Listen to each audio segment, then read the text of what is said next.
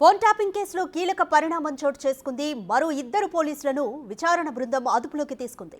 వారిలో task force మాజీ OSD రాధాకిషన్తో పాటు ఇన్స్పెక్టర్ గట్టు మల్లును బంజారాహిల్స్ పోలీసులు అదుపులోకి తీసుకున్నారు. వారిద్దరిని పోలీసులు ప్రశ్నిస్తున్నారు. ప్రణీత్ రావుతో సంబంధాలపై దర్యాప్తు బృందం ఆరా తీస్తోంది.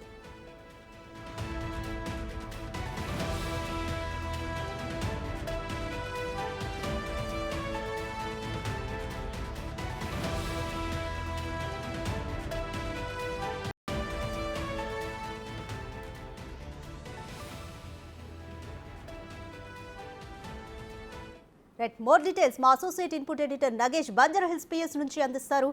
నగేష్, చెప్పండి, నిన్న రాత్రి రాధాకిషన్ అలాగే గట్టు మల్లును అదుపులోకి తీసుకున్నారు. ఇప్పటి వరకు విచారణలో ఎటువంటి కీలక అంశాలు బయటపడ్డాయి? ప్రస్తుతం బంజారాహిల్స్ పోలీస్ స్టేషన్ వద్ద పరిస్థితి ఏంటి?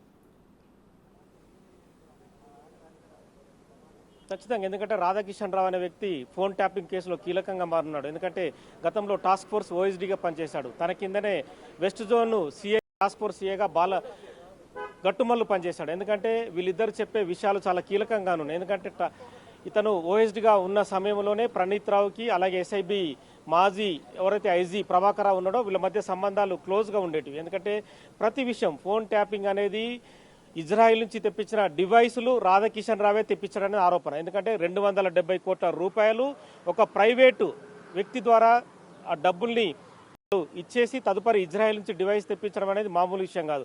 అందులో బీఆర్ఎస్ సంబంధించిన ప్రస్తుతం ఎమ్మెల్సీగా ఉన్నారు. ఆ ఎమ్మెల్సీ డబ్బులు ఇవ్వడం వల్లే రాధాకిషన్ రావు ఇందులో కీలక పాత్ర పోషించారనేది ఖచ్చితంగా చెప్పుకోదగ్గ అంశం. ఎందుకంటే పోలీసుల నుంచి కూడా ఇన్పుట్ అదే వస్తుంది.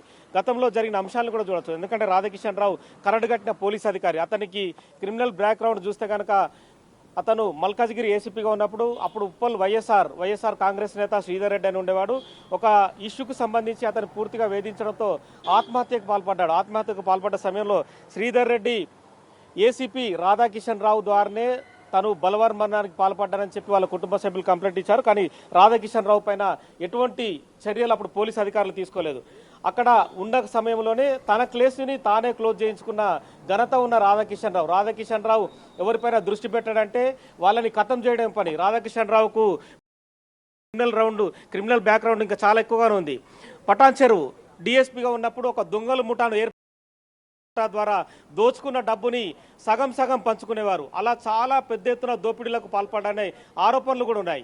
అలాంటి వ్యక్తిని తీసుకొచ్చి టాస్క్ ఫోర్సు డీసీపీగా నియమించారు. తదుపరి ఓఎస్డీగా కొనసాగించారు. మరి గత ప్రభుత్వంలో ఉన్న రాజకీయ నేతలకు దగ్గరంగా ఉండడం వల్లనే రాధాకిషన్ రావుని టాస్క్ ఫోర్స్ ఓఎస్డీగా 2 ఏళ్ల పాటు కొనసాగించారు. ఇక సిఐ గట్టుమల్ వ్యవహారం చూస్తే కనుక అతను లాండ్ ఆర్డర్లో చాలా తక్కువగానే పనిచేశాడు.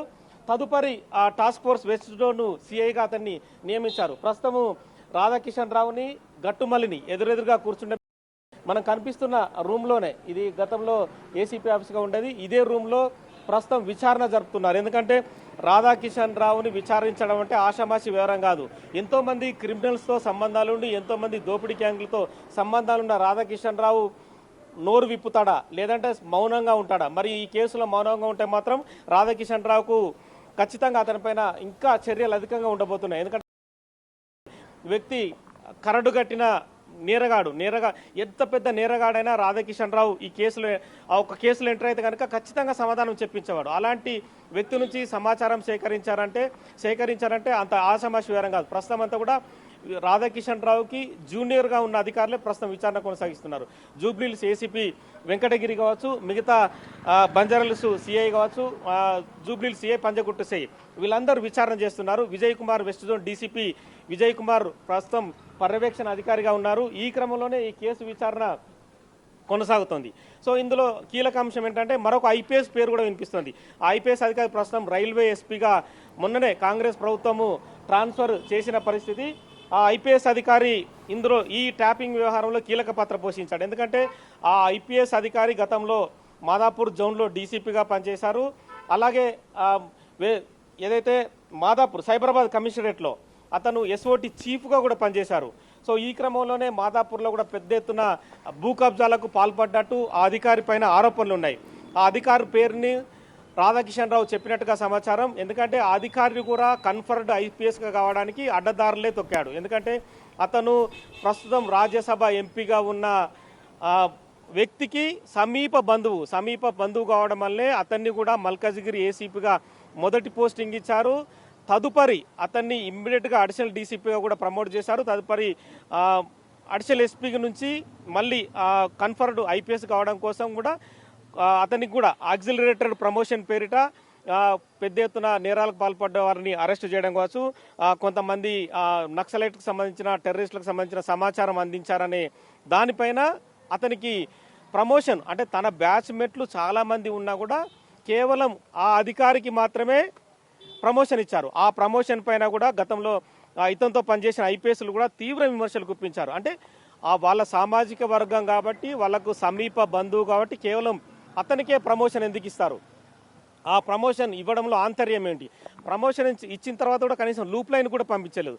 ఇమ్మీడియట్గా సైబరాబాద్ ఎస్ఓటీ డీసీపీగా వేశారు, తదుపరి మాదాపూర్ డీసీపీగా వేశారు. ఎందుకంటే మొన్నటి ఎన్నికలు గత ప్రభుత్వానికి కీలకం కాబట్టి ఆ మాదాపూర్లో జరిగే కార్యకలాపాలు కావచ్చు, ఆ మాదాపూర్ లిమిట్స్లోనే వీవీఐపీలు ఉన్నారు, ప్రతిపక్ష నేతలు ఉన్నారు. ఆ వ్యవహారాన్ని అంతటి కూడా సందీప్ రావు పర్యవేక్షించేవాడు. సో ఆ పర్యవేక్షణ క్రమంలో భాగంగానే అక్కడికి పోస్టింగ్ ఇచ్చారని చెప్పి ఆరోపణ.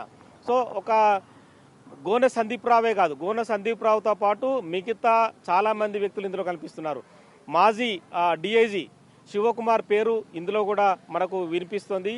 ఇక గురు అనే పేరిట ఒక సిఐ పేరు కూడా ఇవాళ ప్రస్తావనకు వచ్చింది. అతన్ని కేవలం గురు అనే పిలుస్తారట. ఆ గురు అనే వ్యక్తి కూడా ట్యాపింగ్ వ్యవహారంలో తాను పెద్ద ఎత్తున సహకరించాడని చెప్పి కూడా ఆరోపణలు వినిపిస్తున్నాయి. ఎందుకంటే ఆ ట్యాపింగ్ డివైస్ల ద్వారా ఎప్పటికప్పటికి మనిషి కదలికలు కావచ్చు, మనిషి మాటలు వినడం కావచ్చు, మిగతా వ్యవహారాల్ని ఎక్కడెక్కడికి వెళ్తున్నారు, వాళ్ళ ప్రైవేట్ సంభాషణలన్నీ. ఎందుకంటే వాట్సాప్ కాల్ చేస్తే కొంచెం సెక్యూరిటీ అని మనం ఆలోచిస్తాం, కానీ అలాంటి వాట్సాప్ కాల్స్ని కూడా విన్నారని చెప్పి ప్రస్తుతం దర్యాప్తులో తేలుతోంది. సో ఫోన్ ట్యాపింగ్ అనే అంశం ఈ రోజుతో ముగిసేది కాదు. ఒక రాధాకిషన్ రావుతోనో, ఒక భుజంగరావుతోనో, ఒక తిరుపతి అన్నతోనో, ఒక గట్టుమల్లుతోనో ముగిసే అంశం కాదు. ఇదంతా రాజకీయ నేతలకు చుట్టుకునే అవకాశం కనిపిస్తోంది. ఇందులో కీలకంగా కింగ్ పిన్గా ఎవరు వ్యవహరించారు, ఆ ఎమ్మెల్సీ ఎవరు, గత ప్రభుత్వంలో ఎమ్మెల్సీగా ఉన్న వ్యక్తి ఎవరు, ఆ ఎమ్మెల్సీ 270 కోట్ల రూపాయలు డివైసులు కొనడానికి ఇచ్చిన డబ్బు ఎక్కడిది? ఏ ల్యాండ్ సెటిల్మెంట్ ద్వారా సంపాదించారా, లేకంటే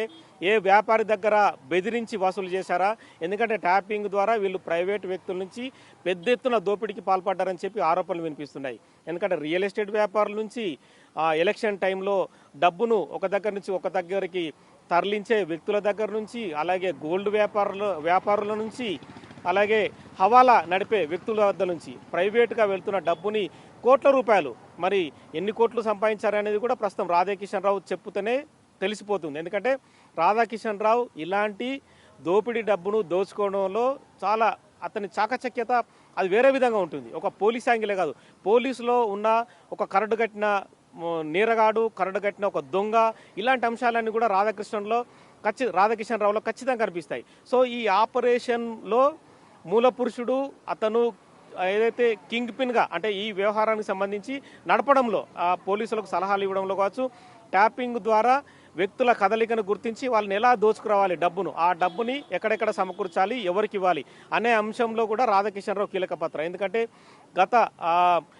ఎన్నికలకు సంబంధించి కూడా గత ప్రభుత్వానికి కూడా డబ్బును పంచడానికి ఈ ట్యాపింగ్ ద్వారానే సమకూర్చినట్టు కూడా మరొక ఆరోపణ. ఎందుకంటే ఇంత 100 కోట్ల డబ్బుని తమ సొంత దగ్గర నుంచి ఇవ్వడం ఎందుకు, ఇలాంటి డబ్బును ఇక్కడికి పంపిద్దామనే యాంగిల్లో కూడా 117 మంది ఎమ్మెల్యేలకు కూడా ఈ డబ్బునే సమకూర్చినట్టు కూడా ఆరోపణలు వినిపిస్తున్నాయి. ఇప్పుడు రాధాకిషన్ రావు కనుక ఇందులో ఎవరిదైనా రాజకీయ నేత పేరు చెప్పినా, ఇంకొకరి పేరు చెప్పినా ఖచ్చితంగా ఇందులో కొత్త కోణాలు బయటకు వచ్చే అవకాశం కనిపిస్తుంది. ఆ కొత్త కోణాల ద్వారా వాళ్ళందరినీ కూడా పోలీసులు విచారణకు పిలిపించే అవకాశం కనిపిస్తుంది. ఇక ఐపీఎస్ అధికారి పాత్ర కూడా మెల్లమెల్లగా బయటపడుతున్న క్రమంలో అతన్ని కూడా విచారణకు పిలిచే అవకాశం కనిపిస్తుంది.